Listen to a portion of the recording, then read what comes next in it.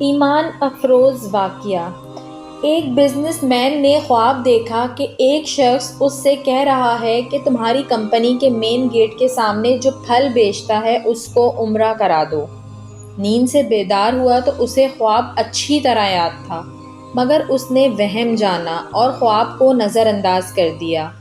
3 دن مسلسل ایک ہی خواب نظر آنے کے بعد وہ شخص امام کے پاس گیا اور اپنا خواب بیان کیا۔ امام صاحب نے کہا، اس شخص سے رابطہ کرو اور اسے عمرہ کروا دو۔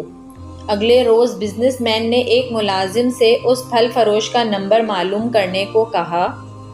بزنس مین نے فون پر اس پھل فروش سے رابطہ کیا اور کہا کہ مجھے خواب میں کہا گیا ہے کہ میں تمہیں عمرہ کرواؤں، لہٰذا میں اس نیک کام کی تکمیل کرنا چاہتا ہوں۔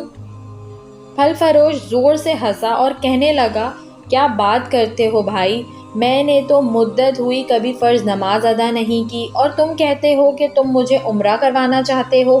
بزنس مین اصرار کرنے لگا اور اسے سمجھایا کہ میرے بھائی، میں تمہیں عمرہ کروانا چاہتا ہوں، سارا خرچ میرا ہوگا۔ خاصی بحث کے بعد آدمی اس شرط پر رضامند ہوا کہ ٹھیک ہے، میں تمہارے ساتھ عمرہ کروں گا، مگر میرے تمام اخراجات تمہارے ذمے ہوں گے۔ وقت مقررہ پر جب وہ ایک دوسرے کو ملے تو بزنس مین نے دیکھا کہ واقعی وہ شکل و صورت سے کوئی اچھا انسان نہیں دکھائی دے رہا تھا۔ اس کے چہرے سے عیاں تھا کہ وہ نماز کم ہی پڑھتا ہے۔ اسے بڑا تعجب ہوا کہ یہ وہی شخص ہے جسے عمرہ کرنے کے لیے خواب میں 3 مرتبہ کہا گیا۔ دونوں مکہ مکرمہ عمرہ کے لیے روانہ ہو گئے۔ میقات پر پہنچے تو غسل کر کے احرام باندھا اور حرم شریف کی طرف روانہ ہوئے۔ انہوں نے بیت اللہ کا طواف کیا، مقام ابراہیم پر 2 رکعت نماز ادا کی، صفا و مروہ کے درمیان سعی کی، اپنے سروں کو منڈوایا اور اس طرح عمرہ مکمل ہو گیا۔ اب انہوں نے واپسی کی تیاری شروع کر دی۔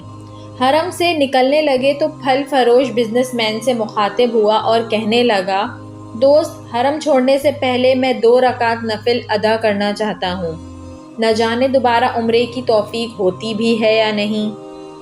بزنس مین کو کیا اعتراض ہوتا، اس نے کہا، نفل پڑھو اور بڑے شوق سے پڑھو۔ پھل فروش نے اس کے سامنے نفل ادا کرنے شروع کر دیے۔ جب سجدے میں گیا تو اس کا سجدہ طویل سے طویل تر ہوتا چلا گیا۔ جب کافی دیر گزر گئی تو بزنس مین نے اسے بلایا۔ جب کوئی حرکت نہیں ہوئی تو اسے معلوم ہوا کہ پھل فروش کی روح حالت سجدہ میں ہی پرواز کر چکی تھی۔ پھل فروش کی موت پر اسے بڑا رشک آیا اور وہ رو پڑا کہ یہ تو حسن خاتمہ ہے، کاش ایسی موت میرے نصیب میں ہوتی۔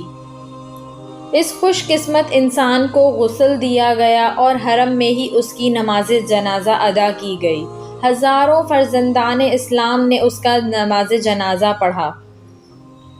وفات کی اطلاع اس کے گھر والوں کو دی جا چکی تھی۔ بزنس مین نے اس کے گھر کا تمام خرچہ اپنے ذمے لے لیا۔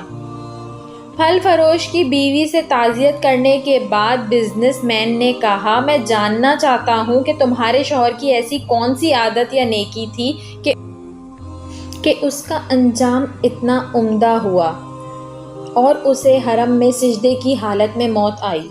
بیوی نے کہا، بھائی، میرا خاوند کوئی نیک آدمی تو نہیں تھا، میں اس کی کوئی خاص خوبی بیان تو نہیں کر سکتی، ہاں مگر اس کی ایک عادت یہ ضرور تھی کہ وہ ہمارے ہمسائے میں ایک غریب بیوہ اپنے چھوٹے بچوں کے ساتھ رہتی ہے۔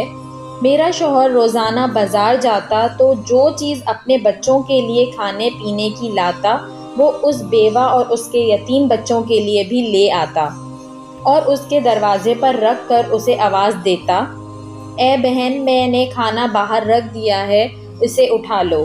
یہ بیوہ عورت کھانا اٹھاتی اور آسمان کی جانب سر اٹھا کر دیکھتی اور کہتی، اے اللہ رب العزت، آج پھر اس نے میرے بھوکے بچوں کو کھانا کھلایا، اے اللہ رب العزت، اس کا خاتمہ ایمان پر فرما۔ زندگی تو جیسے تیسے بہرحال گزر ہی جانی ہے، لیکن جس قدر ممکن ہو لوگوں کی مدد کیا کریں۔ اللہ تعالی ہمیں ہر طرح کی برائیوں سے اپنی پناہ میں محفوظ رکھے اور ہمارا خاتمہ بھی ایمان پر فرمائے، آمین۔